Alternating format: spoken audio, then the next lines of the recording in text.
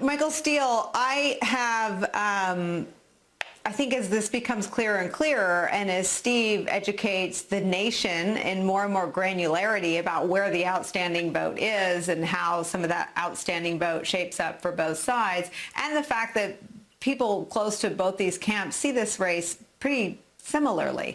The Trump campaign wasn't confident that they had a level of support in PA to win it before Election Day. So the idea that that's somehow changed is hogwash. They're hoping to sue their way to some sort of margin in that state.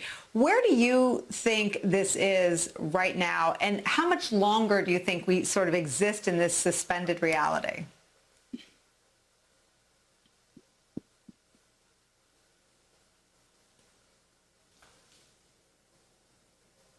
Michael Steele, we lost you. We're going to fix your audio. Can you hear me, my friend? Did you mute?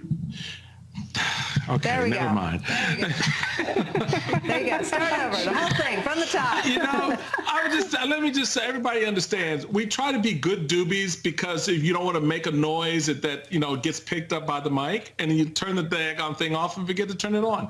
Anyway, to your question, the reality of it is the Trump campaign at this point, as Steve has just very cogently laid out, is throwing out a lot of spaghetti, legal spaghetti, to try to get something to stick on a variety of walls, including and especially Pennsylvania. But the truth is, if the state of Pennsylvania and the Board of Elections releases this number tonight, given what Steve has laid out there is no path. Those 20 electoral votes, when they land, it's over. It doesn't matter what happens anywhere else.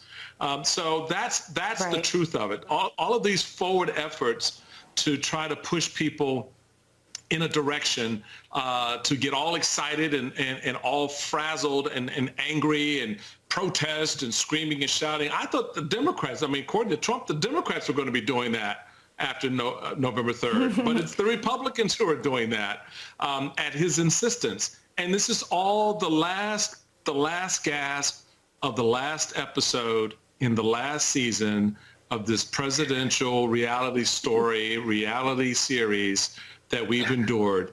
So may the lights go down very quietly into that good, we know not quiet night, so that the rest of us may get some sleep and move on to a better morrow with Joe Biden. I want you to be right so bad, but do you promise? Our old colleagues, Matt Schlapp and Rick Grinnell, are on the ground in Nevada, stirring up a cauldron of I'll just quote John Ralston, intimidation on the ground. Do you promise? Yeah, because the country's going to rise up.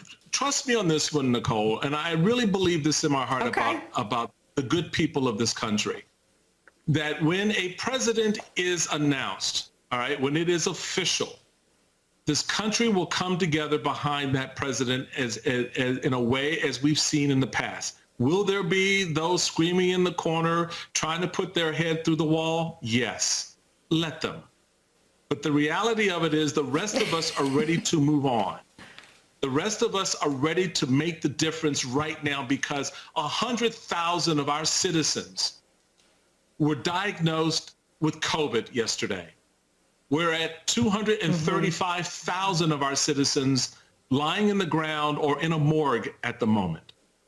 And this president still has not said anything about that.